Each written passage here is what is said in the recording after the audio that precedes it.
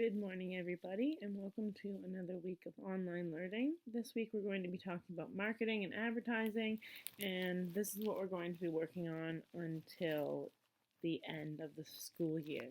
Talking about regular advertising, where, as previously, we've been talking about media and advertising within it, but talking about the different forms of media like TV and internet and social media and all of that stuff. We're going to focus in on actual advertising now. So, as humans, we tend to pick leaders and follow them like a herd. And so advertisers use this, and what they do is they convince trendsetters or influencers or celebrities to use a product or service or spread an idea, and that way people will buy into it and they will follow it. And once there's someone who has a lot of followers or people like a lot is using a product, then it makes other people also use that product. So the purpose of advertising and marketing is to influence your spending decisions. They want you to be spending your money on the products that they have and that they are selling. So here's a little video that's going to talk about influencers. Selena Gomez promoting Coach handbags to her 146 million Instagram followers. Kim Kardashian has pushed everything from perfume to vitamins and even luxury brand Fendi. Little sis Kylie Jenner is in on the action too, seen here hawking her makeup palette on YouTube. I made this the perfect palette. And now, even your next door neighbor could be cashing in on the big business of being an influencer. 27-year-old Marial Marrero I don't need more swimsuits in my life. is a beauty and lifestyle social media influencer, paid by companies like Maybelline So many great tips from them too. and Estee Lauder to promote their products on her social media. Honestly, I can't believe this is me. I can't believe this could be in stores. She has more than 5 million Instagram followers and over 15 million subscribers on her 3 YouTube channels. A native of Venezuela, she launched her first YouTube channel 9 years ago on a whim. I was in college in Venezuela and I decided I wanted to post my first YouTube video. What were you studying? Biology. Oh, wow. I know. It's very weird, but I've always loved makeup. And in biology, there weren't a lot of people that liked makeup that I could meet in school. So I was like, you know what? I'm going to go make a video, post it online, and find people that like the same things that I like. It has a little screen, so I flip it, and I just sit and talk. We visited Marial at her home in Los Angeles that doubles as her studio.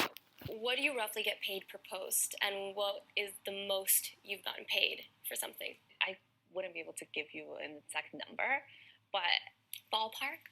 I have a college degree. My husband has a college degree. He has an MBA, and we chose to do this. So you can make a good living from it. This is Gordo, my Marial and her husband Gordo first moved to the U.S. so he could attend grad school. And he went to business school. I was home alone. So I was like, I'm going to start an English one. I need to talk to somebody. So I was like, I'll talk to the camera.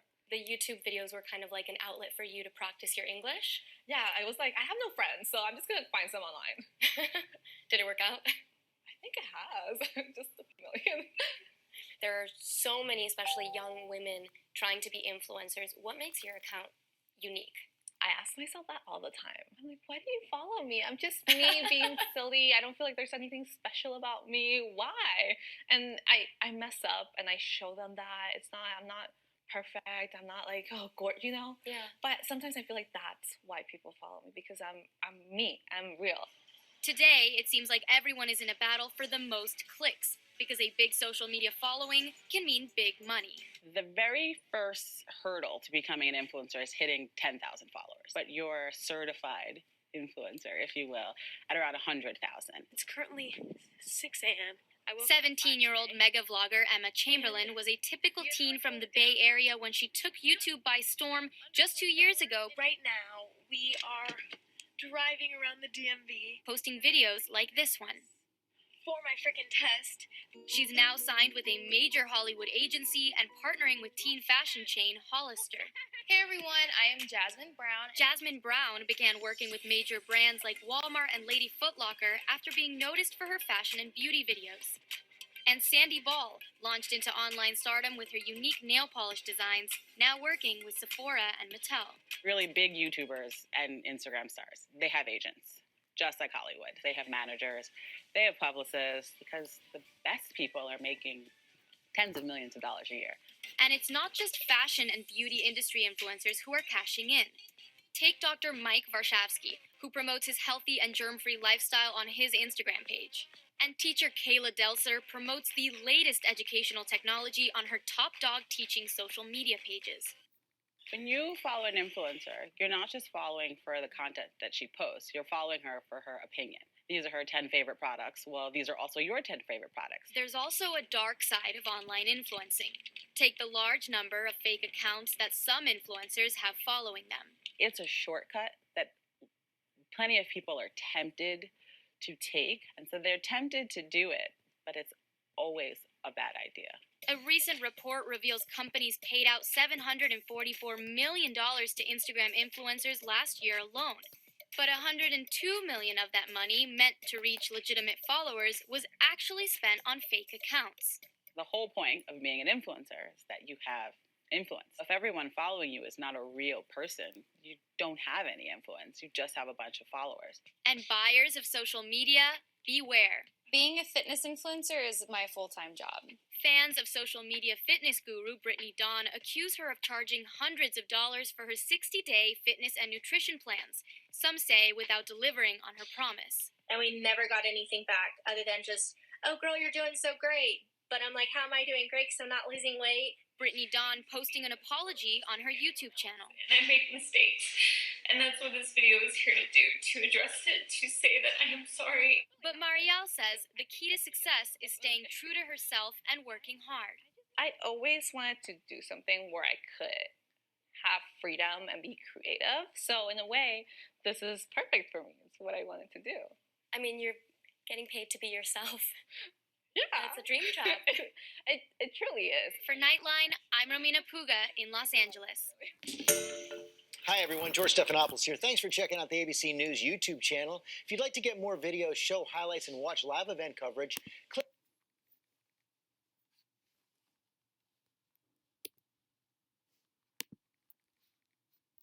Okay, so like we seen in that video, there are a lot of influencers these days, and I'm sure you're well aware of that through social media, and anyone can be an influencer. It's just about getting a high enough number of followers.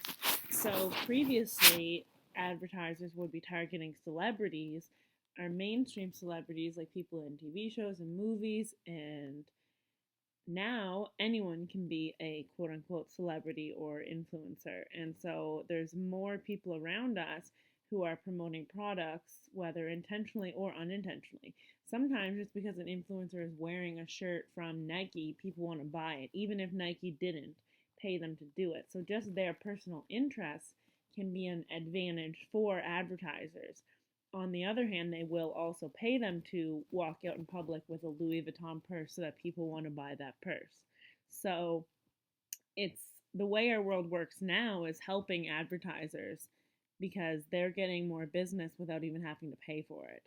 So in addition to getting influencers to talk about or wear their products, they spend millions of dollars learning what appeals to customers. So trying to create products that people want to buy and create ads that are going to make people want to buy their stuff. So they're creating effective ads, and then they deliver these ads through mass media and through the influencers or celebrities.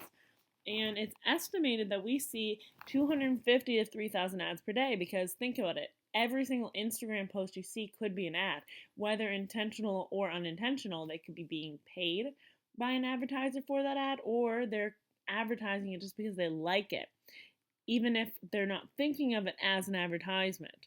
And even your friend's clothing, if you see your friend wearing something, you're like, oh, I really like that. That's an advertisement because it makes you want it as well. So then we have what is called demographics, and they are characteristics of a group. Companies target these groups. They target certain demographics with their products. So this way, if they're selling a new sports shoe, they're only going to give the ad to people who work out, or people who are athletic, or people whose digital footprint shows them that they would actually want a new running shoe. This way, it reduces their expenses because they're just not showing the ad to everyone, and then the people who they're showing it to are actually going to buy it, so it increases their profits. So they're not just going to mass produce the advertisement, they're going to target it. That's why we have targeted ads on our Facebook and our Instagram and on social media, because your phone keeps collecting the data of your digital footprint of everything you're looking up, and even people think they like what you're talking about, and so then you get ads about those certain things. If your friend isn't talking about going to Italy, they're not going to get ads for a travel agency with pictures of Italy, but you might. So a demographic profile is a description of common characteristics of a member of a particular group. So that would be, for example, single males between 16 and 18 who own a car, and then they would target the ads to those people. Or single females between 18 and 20 attending post-secondary, so then they would target ads to those people by knowing what they like and what they might want to buy. So marketers are currently really eager to reach one certain demographic, and that is your generation, people in Generation Z, people born between 1995 and 2005, because this generation is the largest generation who are buying things right now in 2020. And so demographics, their profile, Generation Z, is what people are going to be targeting. And the profiles of demographics of a researcher could be whatever the marketer wants. So an example, like a travel agency, like I said before. And so marketers use your data and your digital footprint to match you with demographic profiles, so your targeted ads. So like I said before, everything you search on the internet and you do on your phone, it's all being intertwined into your digital footprint like we learned about before, and then you get ads relevant to what you're searching or watching or doing on the internet. And then there's a thing called VALs. So another way that marketers find out about demographic profiles and demographics is not just through tracking your digital footprint, but also through surveys. And the VAL stands for values, attitudes, and lifestyle. And the purpose of this survey is to determine a person's values, their media preference, their product ownership, and more. So it's going to tell the marketers a lot about those people. And then they can take all that data, compile it, and see the trends and see what kind of products they need or what people want or what people are buying. And so VALs help describe consumer groups and how they behave. So they're really helpful. And sometimes, like on receipts and stuff, people will be like, oh, fill out a survey for a chance to win $1,000. And they're trying to get people to fill out those surveys so that they can know more about their customer base.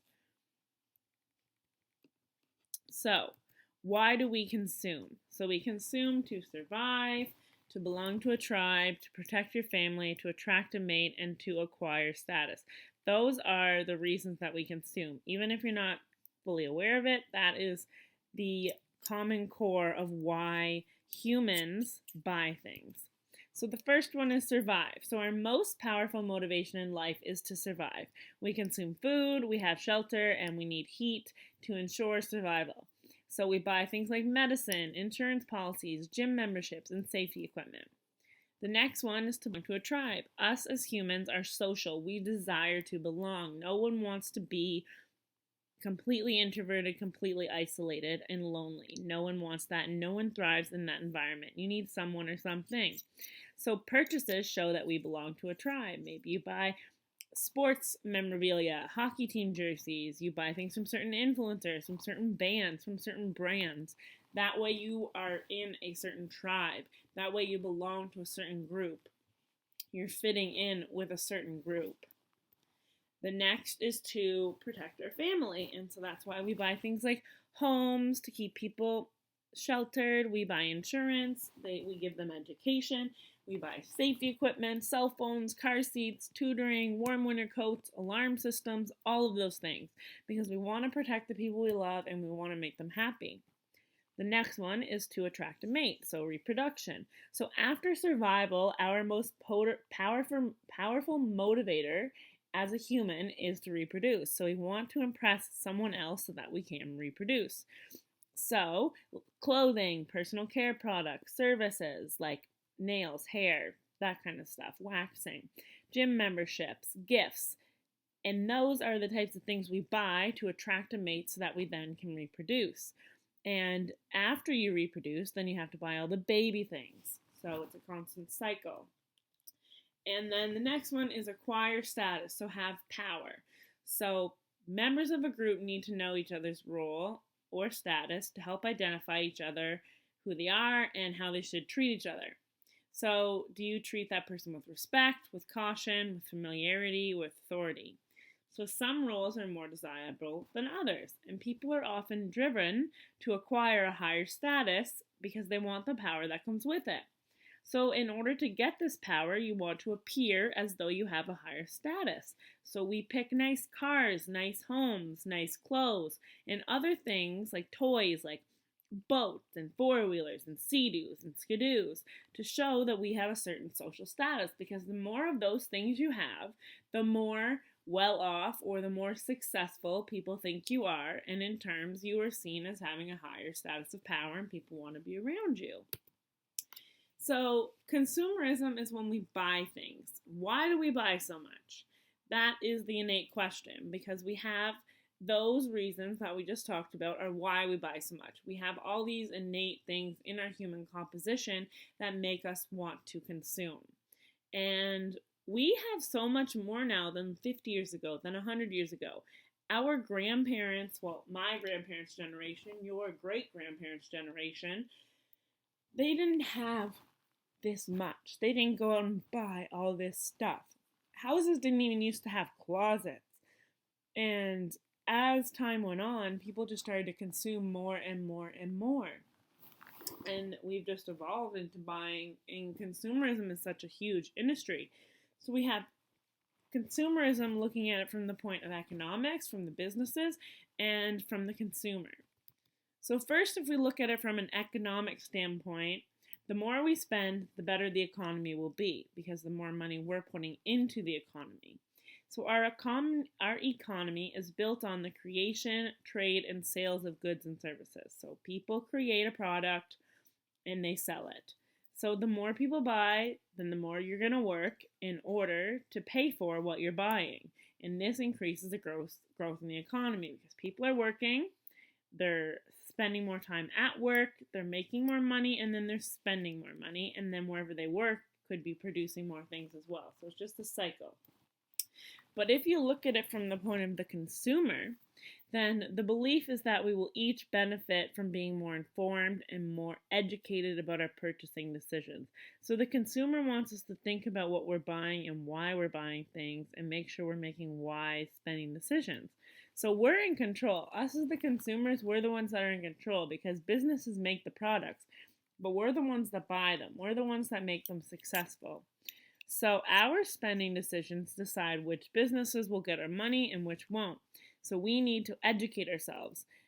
Truth in advertising, reliable product guarantees, safety standards, ingredients lists, identification of country of origin, fair pricing, and fair labor practices are all things that we need to educate ourselves on to make sure that the products we're buying are actually coming from reputable businesses and not someone who has people working 100 hours a week in a factory packed together like sardines in a can in China, where it's all 10-year-olds making the products.